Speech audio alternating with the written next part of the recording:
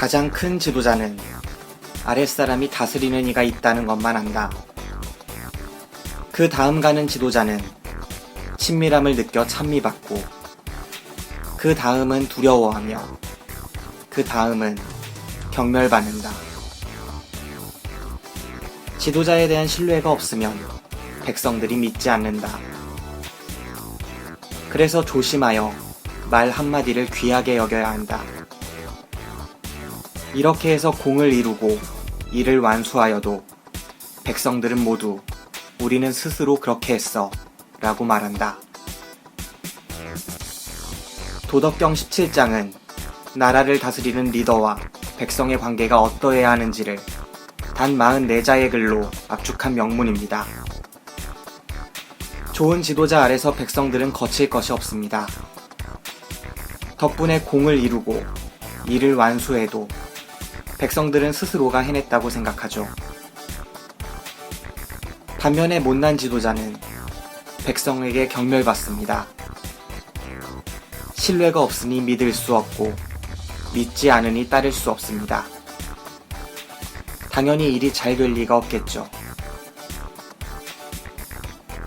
메르스로 온 나라가 들썩이고 있습니다.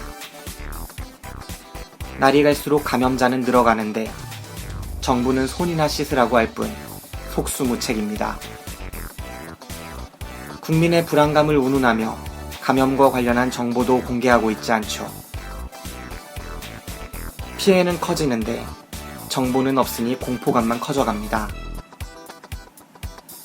메르스 진원지로 알려진 평택과 첫 사망자가 발생한 화성 지역은 사람 한 명 만나보기 힘들 만큼 불안감이 심각하다고 합니다.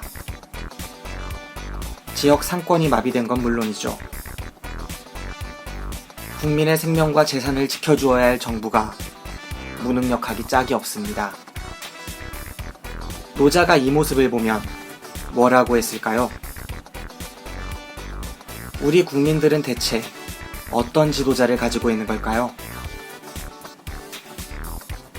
무비신의 영화방, 지금 바로 방송을 시작하겠습니다.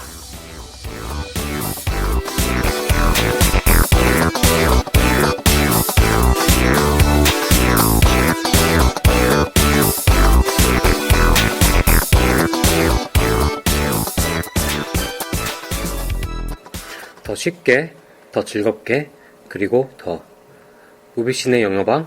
안녕하세요, 제기사. 안녕하세요, 기사입니다. 오늘 다룰 영화는 폴 헤기스 감독의 신작은 아니죠. 2년 전에 나왔는데 개봉을 2015년도에 하는 새로운 작품 서드 퍼슨에 대해서 이야기해보도록 하겠습니다. 본격적인 영화 이야기를 하기 전에 먼저 예고편 듣고 오겠습니다. You should be writing about me. Are you? I write about what I know. And you know me.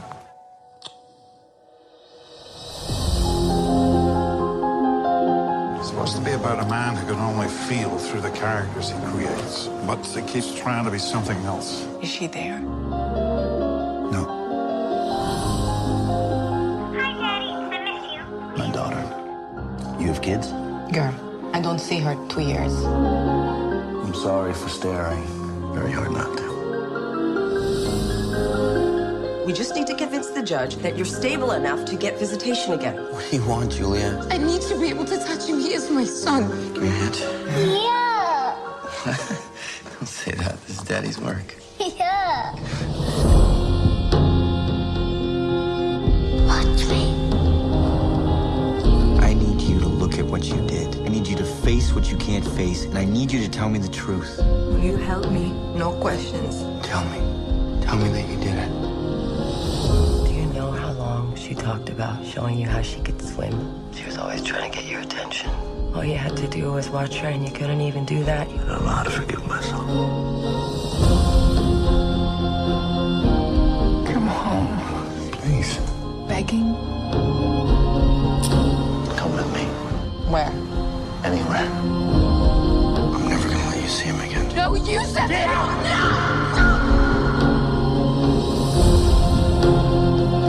You really don't feel a thing, do you?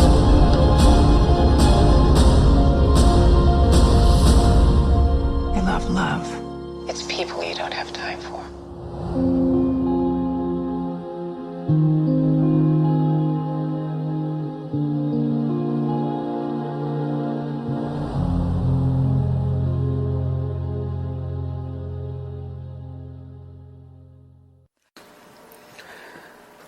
예, 잘 들어보셨습니까, 이거 편?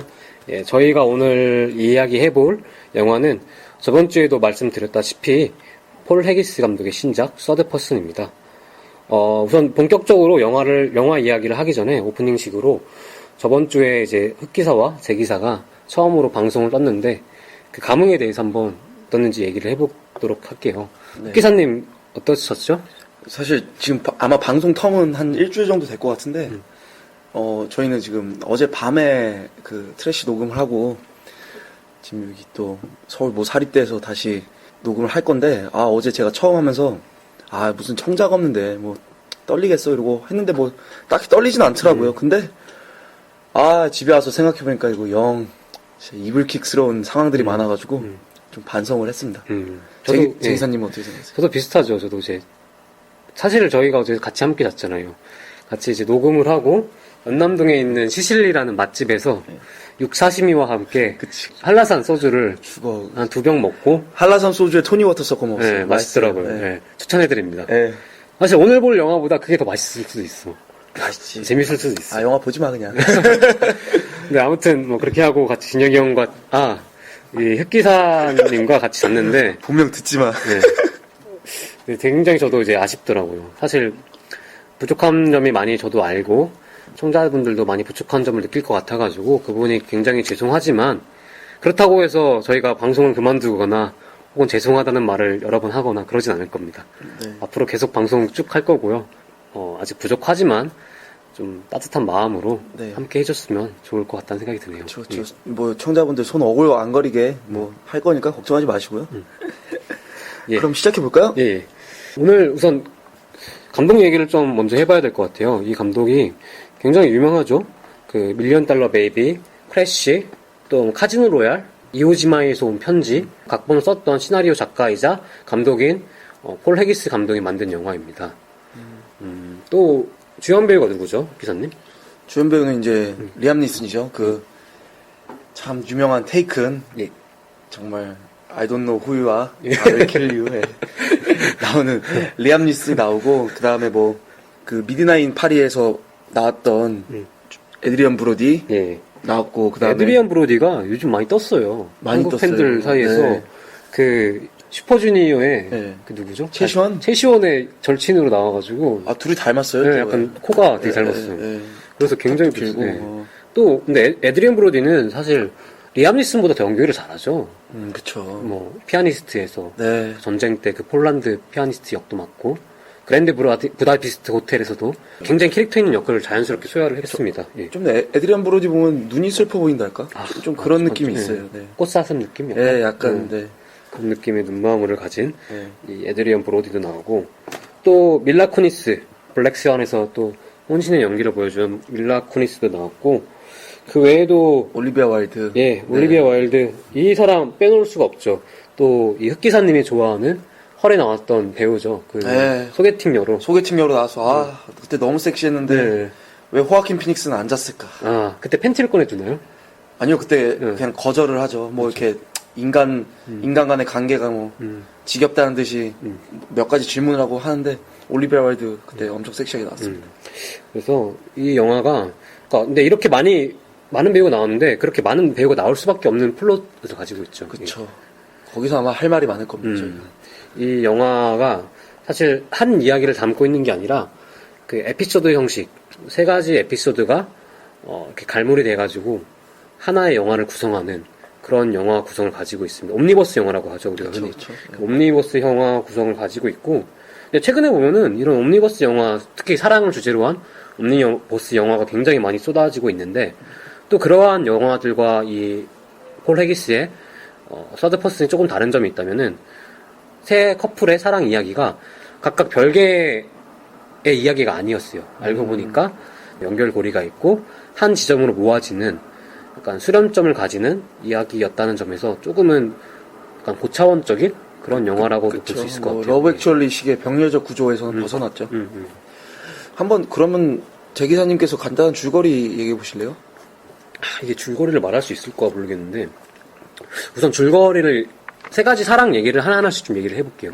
네. 첫 번째 사랑 얘기는 뭐냐면은 리암 리슨 여기서는 극 중에서 마이클이라는 인물인데 이 마이클이라는 인물은 유명한 소설가입니다. 그래서 아내와 지금 떨어져서 호텔에서 소설을 쓰고 있어요. 근데 그 마이클을 리암 니슨을 찾아오는 한 어린 제자? 그쵸, 제자가. 네, 제자가 옵니다. 올리베어 와일드, 안나라는 인물이 나와서 그 둘 간의 이제 유부남을 사랑하는 제자 간의 사랑 얘기가 첫 번째 플롯입니다. 네.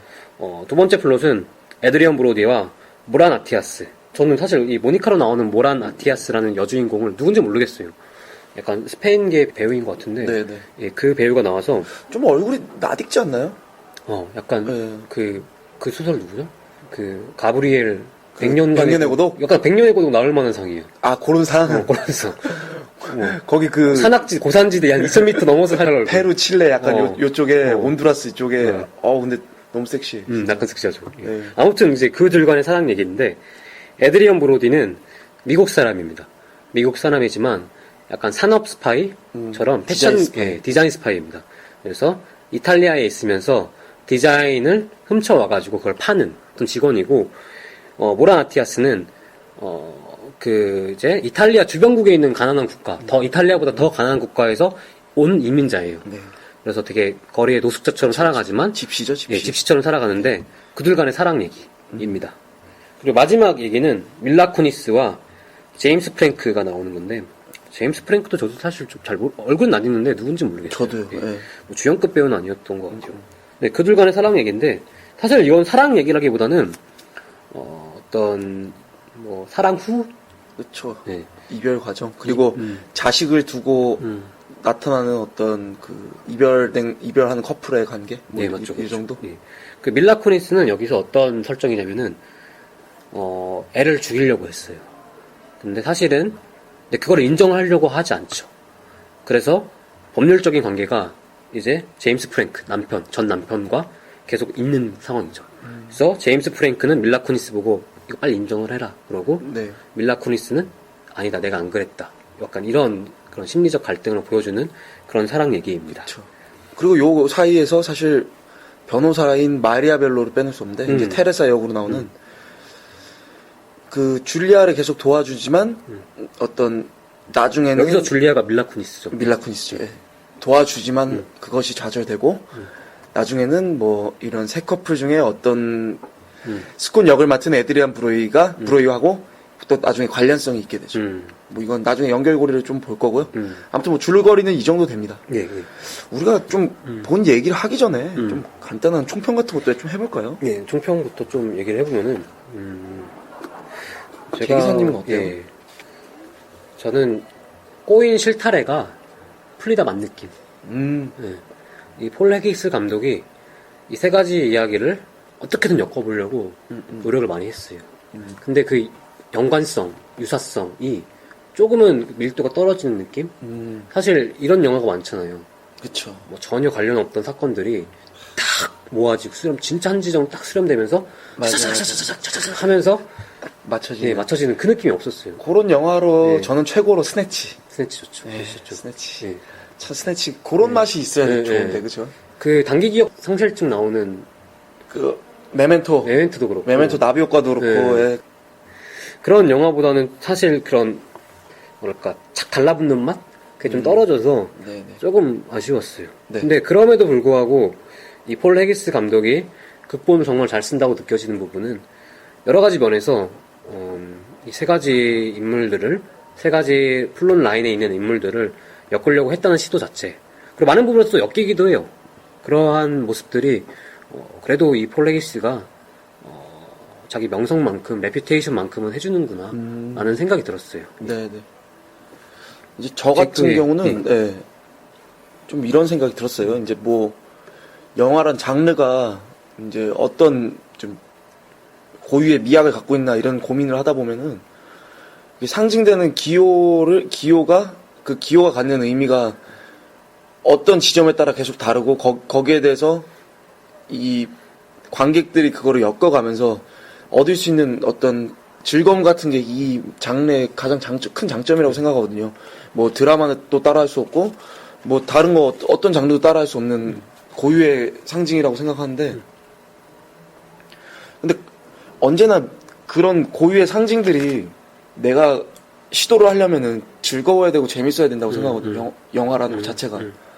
근데 이거는 참 뭐랄까 그냥 맞춰봤자 재미없는 표절 우리 보고 맞춰놓으라고 하는 것 같고 그리고 그거 자체도 좀 아마 각본상은 굉장히 탄탄했을지 모르는데 연출상 문제인지 찾기가 너무 어려웠어요. 그래서 제가 영화를 한 번 제대로 보고 두 번은 조금 빨리 봤는데 이게 다시 봐야 간신히 나오더라고요. 근데 그 단서들도 너무 얕고 그 밀도도 영 별로였어요. 오히려 직관적으로 탁탁 와야 재밌는 건데 그래서 저는 조금 실망스러웠다. 맞습니다, 맞습니다. 저희들만의 평가가 아니라 그 네이버라든지 IDMB 네이버는 아직 개봉을 안 했으니까 사람들도 잘 모르겠는데 IDMB 쪽 이제 미국 유저들 네티즌들 보니까 이 영화에 대한 평이 극단으로 달리더라고요. 정말 좋다. 아 역시 포레기스 이런 분자들도 있고 다른 분자들은 이게 무슨 얘기인지 이해가 안 된다. 약간 이런 평으로 갈리는 것 같습니다. 전체적으로.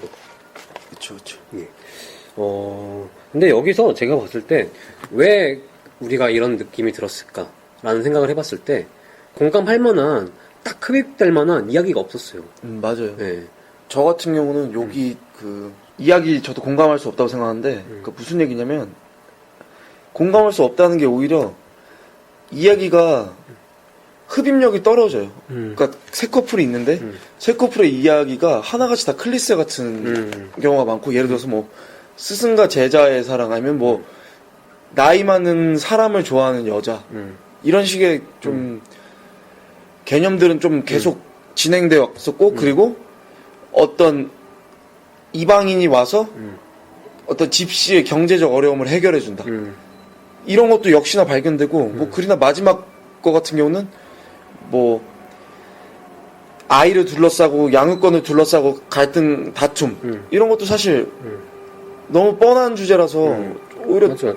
그 연결고리가 재밌었는데 연결고리 사실 저 재밌게 봤거든요. 근데 그 또 몸을 담당하는 그 이야기 세계는 딱히 흡입력이 있던 게 있던가요? 뭐 없었어요. 저도 없었어요. 이게 사실은 이야기가 좋으면은 어떤 장치, 영화 속 장치를 해놔도 잘 이해가 되고 그게 약간 허술하더라도 감안되는 부분들이 있는데 이건 약간 특히 중심이 되는 이야기가 리암 리슨과 올리비아 와일드의 사랑 얘기인데 약간 그러한 국구조 스승과 제자의 사랑 이야기가 약간은 좀 올드한 이야기지 않나. 맞아요. 지금은 소구력이 많이 떨어진 얘기 같다가 우리 보고 동감하라고 강요하는 느낌이 들었어요. 네. 예. 만약 그 얘기가 재밌었으면은 이 영화도 좋은 작품이 될 수도 있었을 것 같다는 느낌이 들었어요. 예. 네, 저도 그 생각을 해요. 왜냐면 그 안나의 심리 상태, 그러니까 안나 역을 맡은 올리비아 와일드 그 심리 상태가 이제 뭐 얘기를 더 꺼내면 스승인 마이크라고 이제 동침도 하면서도 이제 정체는 불명이지만 아마 이제 또 그 되게 중견 작가로 아마 비견되는 다니엘이라는 사람이 또 나와요. 나온 다음에 이제 잠을 썼고 뭐 나름 갈등하는 모습이 보이는데 그 심리 상태가 조금 공감이 안 되더라고요. 예, 조금 너무 충동질적으로 행동을 해서 예. 그 안나란 인물이 리암 리슨 이미 나이가 든 리암 리슨과 잠자리를 합니다. 근데 또 누군가 또 잠자리를 중간에 그쵸. 질투를 내려고 하는 건지 아니면 이 사람 성격 자체가 그런 건지 거기서 분간이 안 되는 거예요. 그쵸, 네. 그쵸. 그래가지고 이제 사실 총평 때 이 얘기를 하려고 했는데 지금 얘기하자면 중간에 그 마이클이 이제 자기의 책을 항상 교열을 봐주고 출판을 해주는 제이크란 인물을 만나요. 그리고 이제 중간에 마이클이 썼던 이제 그 소설 가본을 보내는데 제이크가 막 변명을 합니다. 아 이거 좋긴 한데 요새 트렌드랑 안 맞아서 출판 못 해주겠다 이러니까 마이클이 빡쳐가지고 얘 개새끼야 막 이러거든요. 그래서 제이크가 솔직하게 얘기를 해요. 어떤 얘기를 하냐면 아무 인물이나 만들어 삶에 대한 변명만 늘어놓지 너의 작품은 맞죠. 이 얘기를 하는데 제가 감독한테 하고 싶은 말이에요. 아무 인물이나 만들어 삶에 대한 변명만 늘어놓지. 폴 해기스님 이거 보면 좀 반성해야겠는데요? 듣고 반성해요. 씨발 뭐 이따구 만들었어. 근데 저는 그 부분이 그 대사가 네. 굉장히 포인트였어요 사실. 저도 그렇죠. 네, 네. 그 대사가 이게 좀 그게 진실, 약간 스포일러가 섞여 있는데 결국에 어떤 얘기가 되냐면은 이 세 사람의 얘기가 실존 인물들이 아니었어요. 이 마이클이라는 인물만 실존할 뿐이지 그를 사랑하는 제자도, 이탈리아에서 사랑을 벌이고 있는 사람들의 이야기도, 밀라 쿠니스 그 이혼 과정에 있는 그 커플 얘기도 사실은 다 그 마이클 머릿속 안에서 벌어지는 소설 속 얘기였던 거죠. 그쵸. 그리고 그 소설의 원천은 자기의 트라우마, 자기의 아들이 죽었다는 그 트라우마에서 벌어졌던 건입니다. 네. 예. 그러니까 어떻게 보면은 그러니까 결국에는 그러니까 이 대사가 이거죠. 마이클이 인물을 만들어 놓고 자기 트라우마에 대해서 계속 변명을 내놨던 거죠. 영화 자체가. 네네네. 그런 되게 중요한 포인트더라고요. 맞아. 예. 그리고 저는 그 감독이 그래 보인다. 약간 이렇게 얘기하는 감독도. 거고. 네, 감독도 니도 그렇다. 어. 이런 건데 가만 보면 그 마이클이 무의식적으로 갖고 있는 트라우마에 아주 파편적인 거를 인물들이 나눠 가져요. 맞죠, 맞죠. 일종의 어떤 안나가 갖고 있는 그런 충동적인 사랑, 그러니까 설명 불가능한 사랑. 그리고 그 이제 인물 중에서 변호사 나오는데 테레사라는 변호사가 어떤 아이를 기억하고 그리고 그 아이의 아버지를 아이의 살인자라고 얘기하는 장면.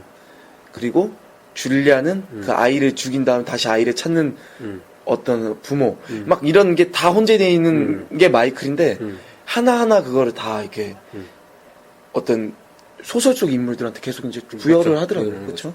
사실 이제 테레사에 대해서 아까 얘기를 꺼냈는데 조금 더 얘기를 해볼게. 그 에드리언 브로디가 그 이탈리아에서 그 스파이, 패션 스파이로 일하고 있는 에드리언 브로디가 그 모란 아티라스, 모니카를 만나게 된 그 집시와 사랑을 빠지게 된 결정적인 계기가 딸 사진이었어요. 네. 그 핸드폰에 저장된 딸 사진과 녹음. 네, 녹음기에 저장된 딸의 목소리를 통해서 이 둘이 둘 다 이제 애를 갖고 있기 때문에 그 공간 포인트로 사랑을 나누게 되는데 사실 알고 보니까 에드리언 브로디와 그 딸을 만들었던 아내는 그 테레사였죠. 그렇죠. 테레사니까 예, 테레사는 또 즉 줄리아라는 그 밀라 쿠니스의 변호사. 예, 였던 거죠. 근데 사실 그 에드리언 브로디의 핸드폰에 녹음된 딸의 목소리는 이미 죽어있던. 그치. 예, 마치 리암 리슨 마이클이 자신의 아들이 죽었던 거 비슷한 상황을 갖고 있던 인물들이었던 거죠. 그쵸. 그리고 그 스콧과 테레사 사이에 낳은 딸이 죽은 원인은 수영장에 물에 빠졌는데 아버지였던 스콧이 잠시 전화를 하느라고 딸의 죽음을 이제 방조하게 됐고 실제 그 이야기는 마이클의 자식이 죽은 이유와 같죠. 맞죠. 맞죠.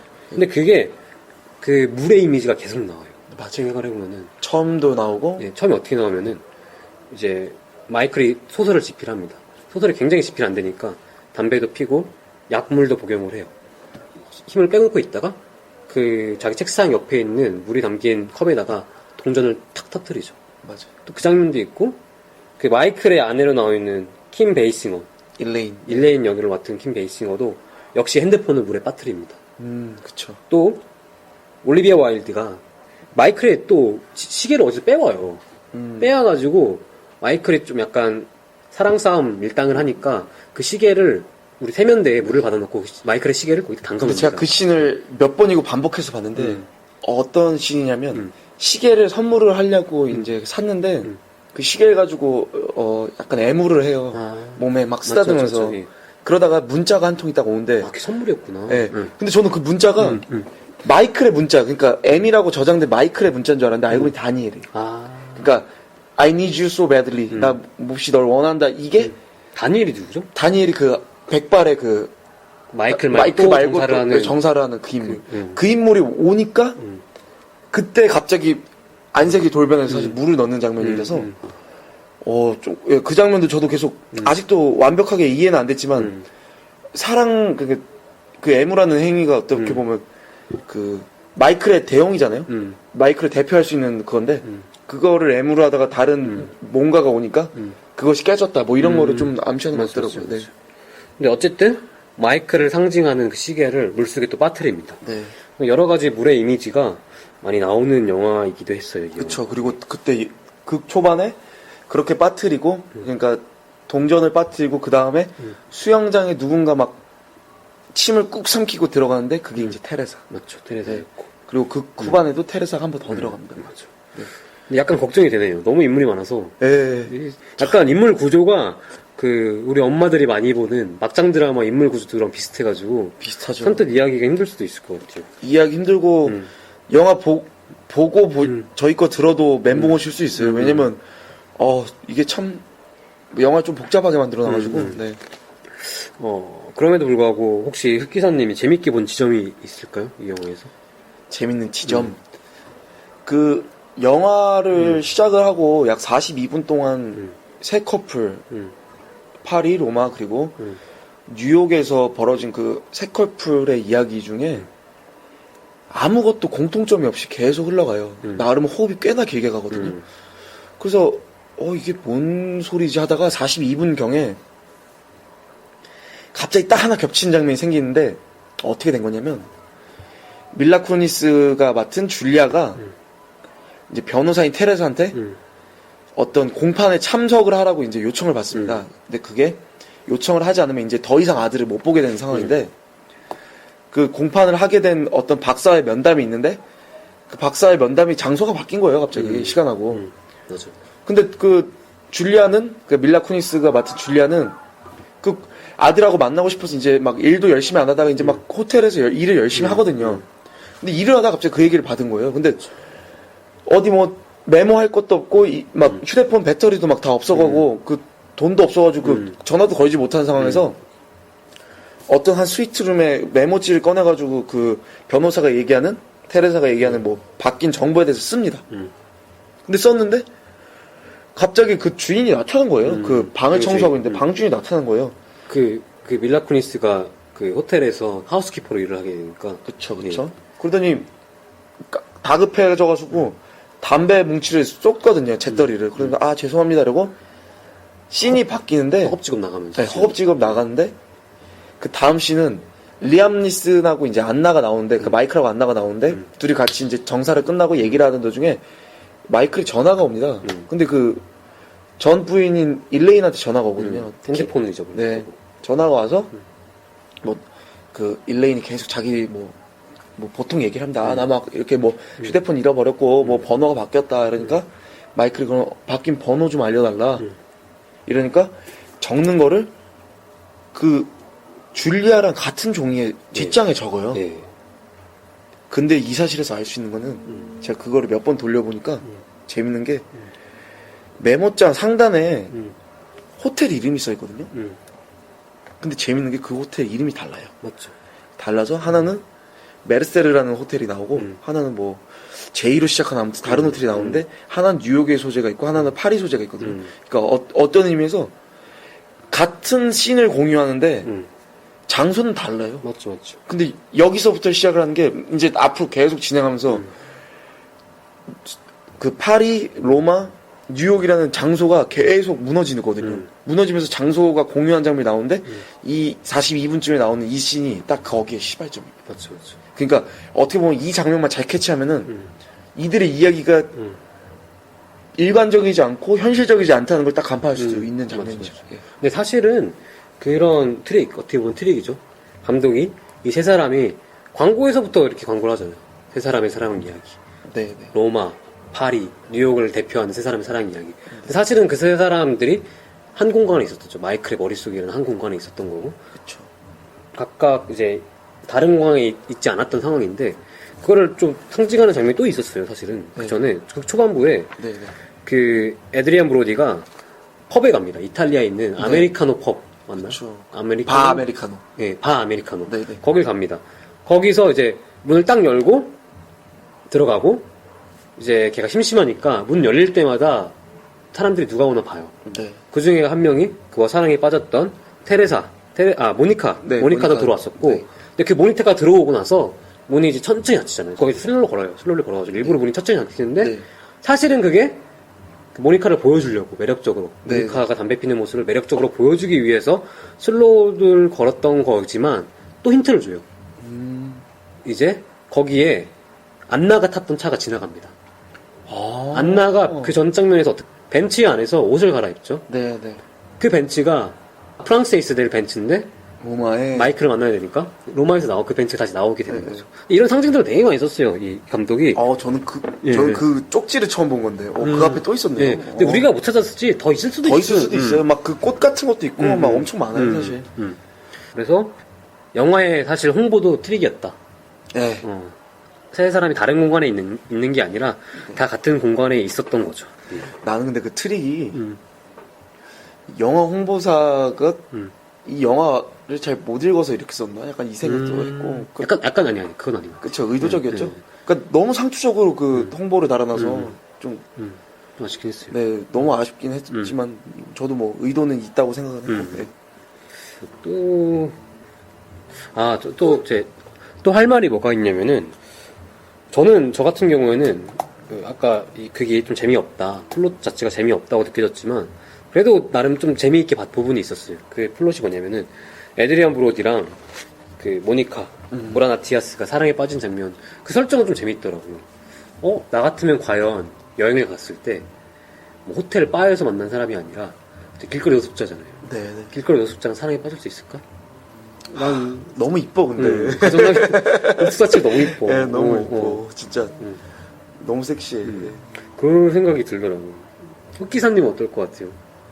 저는 막, 성적 욕망이 아주 막 강하게 드는 얼굴이셔서, 막 사랑에 너무 빠질 것 같은데, 근데 그 조건이 붙잖아요. 돈을 줘야 되죠. 전 재산을 줘야 되죠. 참, 그 커플은, 그, 섹스씬이 참 되게 이쁘게 나와요.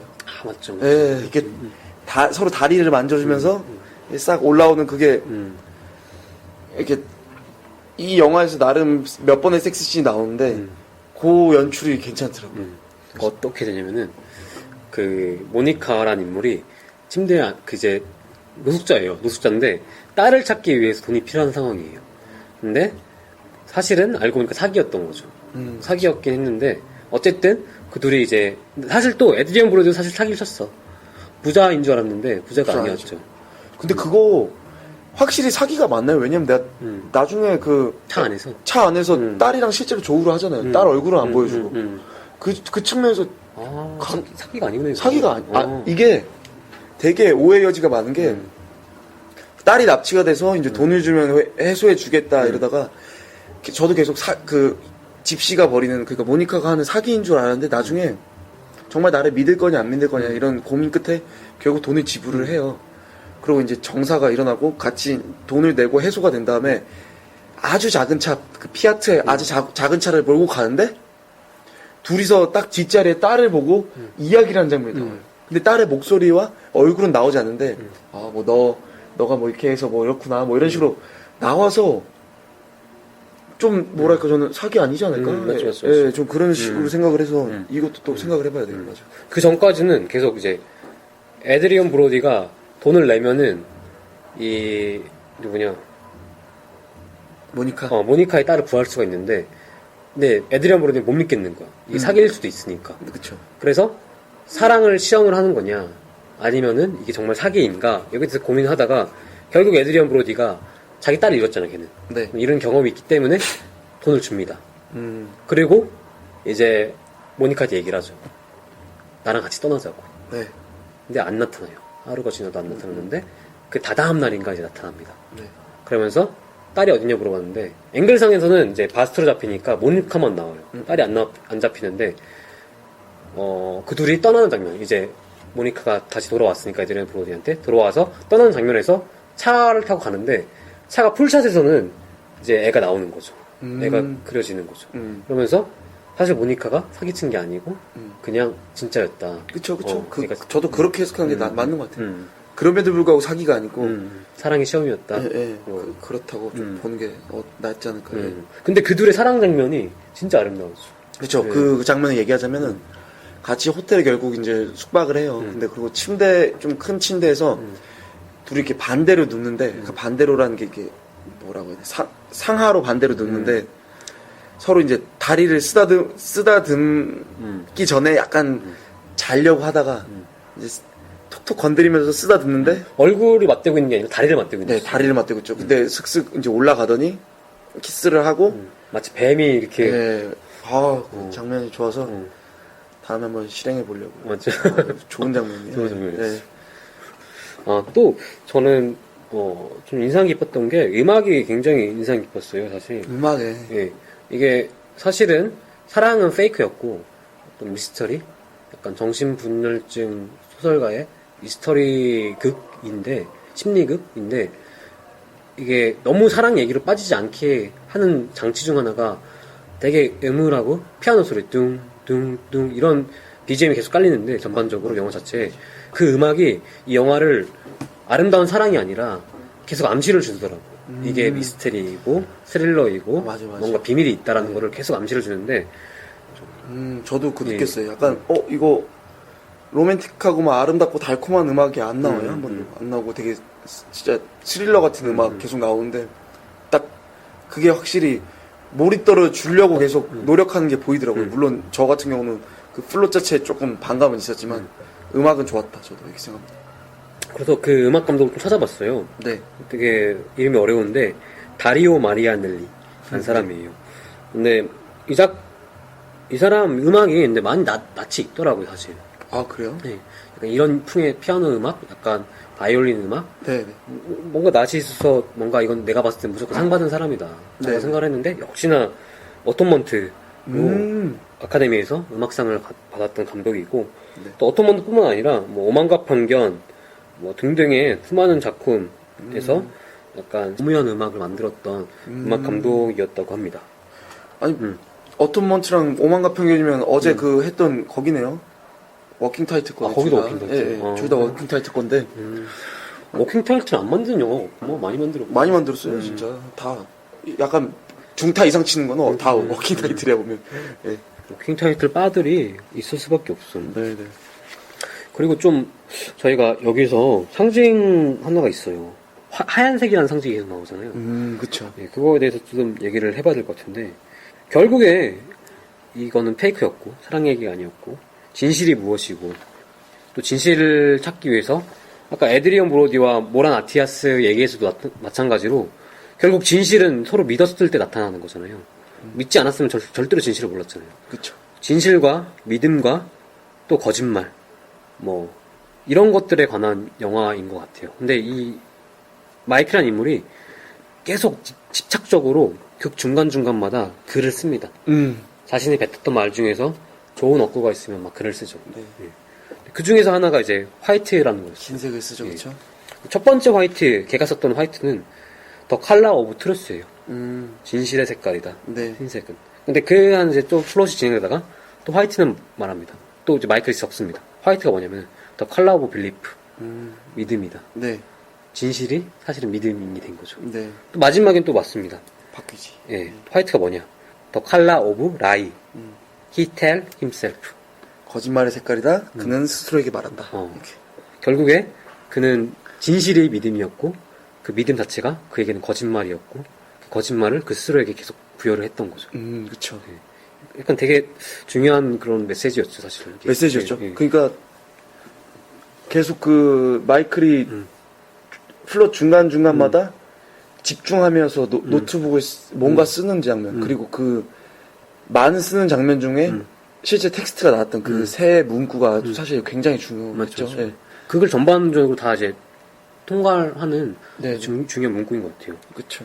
결국에는 마이클은 그 극들을 진실처럼 믿고 자기 스스로한테 거짓말을 했던 거니까 이 부분이 굉장히 중요한 상징처럼 영화에서 쓰인 것 같아요. 근데 이 상징이 예. 좀 캐치하기 쉬우셨어요? 어땠어요? 몰랐죠. 지금 얘기하다 보니까 그런 것 같아요. 예, 저도 그러니까 뭔 얘기냐면 정말 주의 깊게 봐도 모르겠어. 이거는 그러니까 저도 한 2번 봤고 우리 제 기사님도 한 2번 본 거고 그리고 이렇게 계속 사전적으로 좀 얘기를 하고 지금 해야 조금 나오는 게 보여서 이게 뭐 안목이 좋다는 표현은 좀 그렇지만 정말 주의 깊게 봐야 좀 그렇죠, 그렇죠. 보이는 게 몇 개 있겠구나 이런 생각 들더라고요. 사실 사랑, 믿음, 거짓말 이런 게 되게 추상적인 개념들인데 네. 그 개념들이 막 섞여 있고 너무 고차원적인 이야기로 돼버리니까 네. 섣불리 이야기가 힘든 부분이 있는 것 같아요. 그쵸. 그러니까 그 고담준론을 얘기하는 데 있어서 그 플롯보다 훨씬 더 창의 개념을 계속 도입을 하니까 맞아. 쉽지 않은 것 같아요. 그것도. 네. 되게 좀 어려웠어. 진짜 많이 어려운 영화. 어려웠어. 그 약간 뭐 그런 느낌이에요. 뭐 철학책을 읽어도 지적 같은 애들. 지적, 그치. 지적이나 뭐 들레지 이런 느낌 보는 느낌이야. 막 들레지 뭐. 한 번 꽈도 그거 복잡하고 힘든데 한 3번, 4번 꽈어. 약간 그런 느낌 들었어요. 약간 포스트 모더니즈한 영화인 것 같습니다. 네, 그쵸. 네. 특히 또 흑기사님이 또 그런 거 좋아하시잖아요. 아유, 지- 옛날에. 지금은 사회과학자야. 네. 흑기사님이 또 이제 사회과학 쪽에 되게 해안이 있으신 분이라서 좀 이런 거 혹시 생각나면 바로 네, 얘기. 해안이는 백수입니다. 해안이는 백수.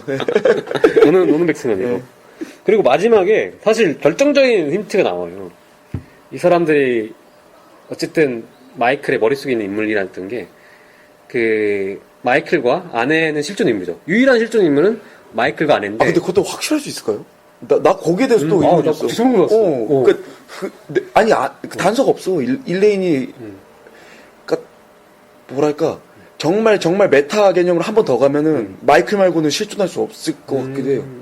근데, 그것까지는 또 무리수라도, 아내는 딱 경계선인 것 같아. 아들까지는 실존이라고 해도, 그 아내, 왜냐면 내가 그걸 고민했던 게, 아내가 마이클하고 전화해서 계속 묻는 게 그 여자랑 같이 있어요? 여자 같이 있어요. 근데 그러니까 같이 있는 여자는 정말 허구의 인물이잖아. 그렇죠. 근데 그게 네. 대화가 되나? 어. 실제와 허구가? 근데 그게 나는 메타포인 것 같아. 그러니까 아, 그게? 은유. 어떤 식이요? 그러니까 아내가 그걸 묻는 그러니까 그 물음을 통해서 뭘 말하려고 했냐면 감독이 결국에 마이클이 있는데 없다 계속 거짓말하잖아요. 네. 근데 그게 내가 유부남이기 때문에서가 아니라 원래 없는 거지.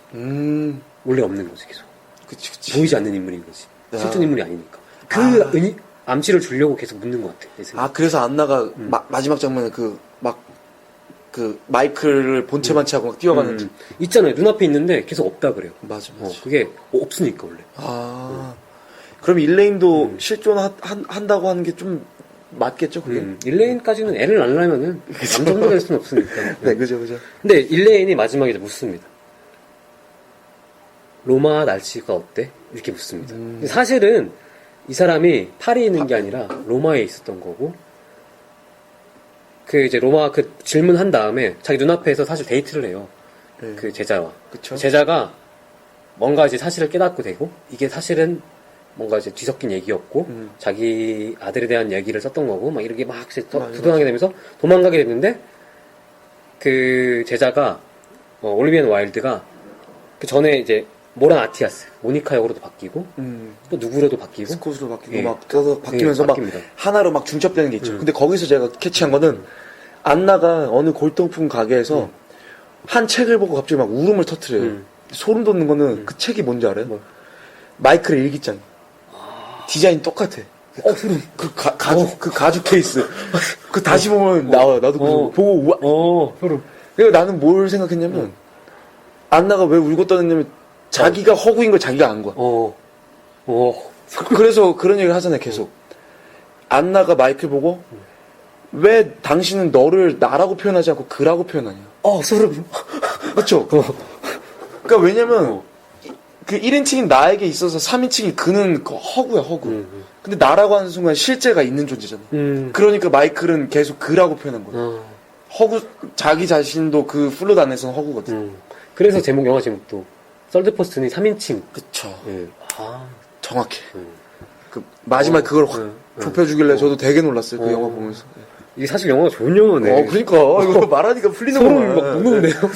네, 총평 다시 해야 되나 이거? 마지막에 추천할 때 좀 얘기해 얘기하면 봤거든요. 되겠다. 예. 한번 좀 생각을 해봐야겠네. 네. 이 영화 이런 거였구나. 일기장이었구나. 네. 근데 사실 마이클이라는 인물이 일기장을 저 광적으로 어떻게 보관하냐면 자기 일기장을 우리가 현금 보관하는 네. 금고에다 보관을 하잖아요. 그쵸. 네.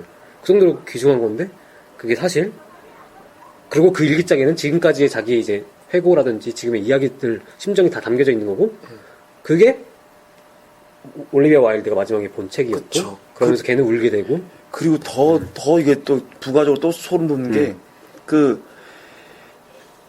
마이클의 교열을 항상 담당했던 제이크가 어떤 마이클에 대해서 막 혹평을 하잖아요. 너는 진짜 글 못 썼다.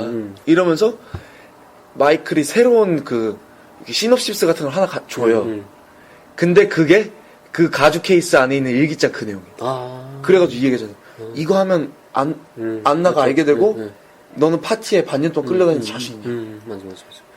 어떻게 보면 자기의 허구인 그 일기를 이제 어떤 썰드 퍼슨 그 타자들한테 계속 공개한다는 그거인 게 딱 보여서 그것도 놀라웠어요.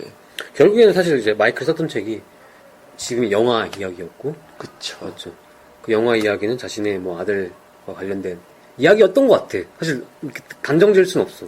맞아. 우리가 또 감독의 마음을 다 읽을 수 있는. 그래가지고 웃긴 게 감독이랑 마이클이 좀 뭐랄까 같이 이렇게 악수지고 있는 좀 동일자 같은 느낌이 있어요. 그렇죠. 나름 이렇게 영화와 그 작품과 감독 사이에서 관계가 좀 그런 게 설정된 것 같더라고요. 맞습니다. 근데 그 아까 제가 하려는 말을 조금 하면은 그 올리비아 와일드가 계속 에드리안 브로디도 바뀌고 뭐 모란 아티아스로도 바뀌잖아요. 근데 그 인물이 결국엔 사라져요. 결국에 없던 인물이었던 거고. 그쵸. 네. 그 사실 걔가 있던 장소도 파리가 아니었고 로마였던 거죠. 그쵸. 계속 하는 얘기지만 이거는 한 마이클의 머릿속의 이야기다. 이게 결말이고 인 것 같아요. 예. 그쵸. 예.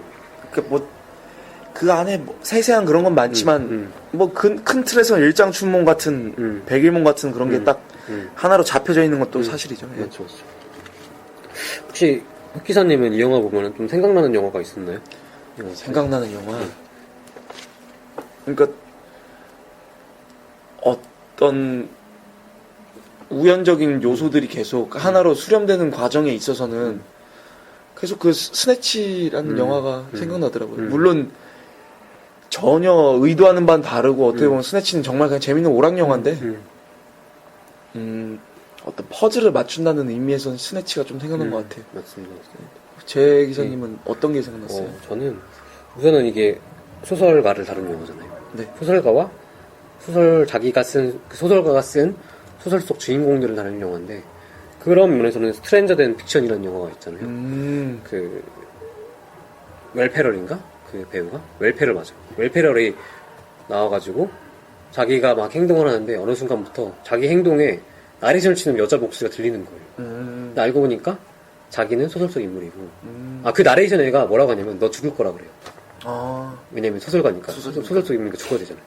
그러면서 웰페럴은 그걸 막으려고 하고 소설가는 이걸 죽여야 되고 막 이런 재밌는 얘기고 굉장히 좀 비슷한 류의 영화인 것 같고 또 생각나는 영화가 그 최근에 버드맨으로 그 되게 유명세를 탔던 이냐리투 감독의 바벨 작품도 생각이 많이 났어요. 바벨도 4개의 도시를 이제 연결하죠. 도쿄도 나오고 모로코도 나오고 또 어디 멕시코도 나오고 뭐 이렇게 나오는데 그 4명의 이야기가 사실은 가족 간의 어떤 아들을 잃고 부모님을 잃고 그런 상실감에서 오는 어떤 감정을 통해서 결국엔 한 지점으로 모아지게 되거든요. 이런 면에서 이 감독 폴 레기스가 서드 퍼슨에서 했던 그 주제의식과 약간 비슷한 면이 있지 않나? 설정도 비슷하고 좀 이런 영화가 생각이 났습니다. 네. 예. 그러면 저희가 이제 좀 마지막으로 이 영화를 추천할 건지 비추천할 건지 혹은 또 보말해 줄 건지에 대해서 좀 얘기해 말든지 할 건지. 예. 네. 우선 흑 기사님 어떠셨죠? 지금 말하다 바뀌었어요. 정말 강력하게 비추천을 하려고 했는데, 이거는 그렇다고 추천하기도 좀 그렇습니다. 왜냐면, 상징들이 좀, 따라가기 조금 벅찬 것도 사실이에요. 근데, 그럼에도 불구하고 한번 기회가 있으면은, 보셨으면 좋겠고, 볼 경우, 저희가 했던 방송을 보고 봐도 괜찮을 것 같아요. 맞아. 그러면 더 재밌을 것 같아요, 제 생각에. 맞아. 제 기사님은 어떻게 추천? 생각하세요? 그래서? 추천. 네. 예. 저도 역시 추천 줍니다. 근데 이 영화가, 폴 헤기스만의 영화 아니에요. 니암 니슨도 있고, 거기에는, 에드리안 브로디도 있고, 밀란 쿠니스도 있어가지고, 그리고 걔네들이, 연기는 다 잘해. 연기를 너무 잘해. 연기는 다 잘해. 그 연기에 보는 맛도 있기 때문에, 네. 추천 드리겠습니다. 네.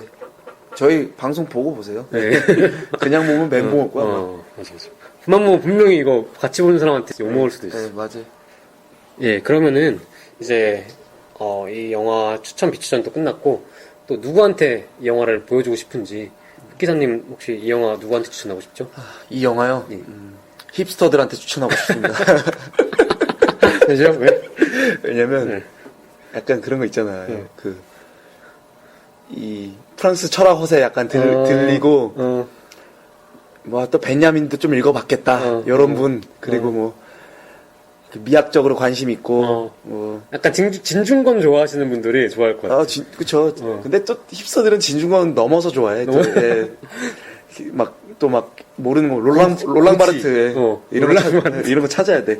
그런 거 찾는 분들이 영화 기호 자체에 조금 이렇게 집착하시는 분들이 보면은 재밌고 발견하는 또 맛이 있을 것 같아요. 맞네. 네. 기호학 좋아하시는 분들. 그래요. 어때 제 기사님은? 저는 누구한테 추천할까 계속 생각을 했는데 사실 딱히 이 영화를 누구한테 추천을 하지? 라는 생각을 하다가 좀 교수님들한테 좀 추천해주고 싶어요. 특히 요즘에 어린 제자와 사랑을 하고 싶은 많은 교수님들이 있는데 그분들께 한번 이 또 마이크라는 인물이 어린 제자와 뜨거운 사랑을 나누니까 한번 보시고 어떻게 관계를 맺어야 될지 그 관계가 과연 옳은 것인지에 대해 옳은 것인지 나쁜 것인지에 대해서 한번 생각해 볼 수 있는 영화가 아닌가라는 생각이 듭니다. 재밌네요. 네. 네. 오늘 또 정신없이 얘기를 했어요. 좀 뭐랄까 팟캐스트를 딱 구분져가지고 막 프로그램을 만들어가지고 한 꼭지를 만들어서 하지 않고 쭉쭉쭉 얘기를 해서 좀 두서없이 이야기가 진행된 것 같아서 좀 아쉬운 면도 있는데 그래도 안 바꿀 겁니다. 저 이대로 계속 두서없이 갈 거고요. 정신없이 또 이렇게 하다 보니까 50분 가량이 흘렀습니다. 예, 6월 영화는 아직 뭐를 할지 사실 정하지 않았는데 이제 제 블로그를 아실까를 어떻게 공개를 해야 될지 모르겠지만 제 블로그에 이제 또 6월 추천 영화가 올라올 겁니다. 그 중에서 저희가 선정을 해가지고 좋은 작품을 위주로 소개를 해드리려고 노력을 하겠습니다. 그리고 네. 그 팟빵으로 들으신 분들은 뭐 거기서 댓글 다시면 저희 바로 보거든요. 그래서 혹시 뭐 방송 중에 의견 있으시거나 하실 말씀 있으면 남겨도 되고요. 팟캐스트 하시는 분들도 그걸로 들으시는 분들도 아이튠스 이쪽으로 남겨주세요. 댓글. 저희가 그럼 수렴하겠습니다. 네.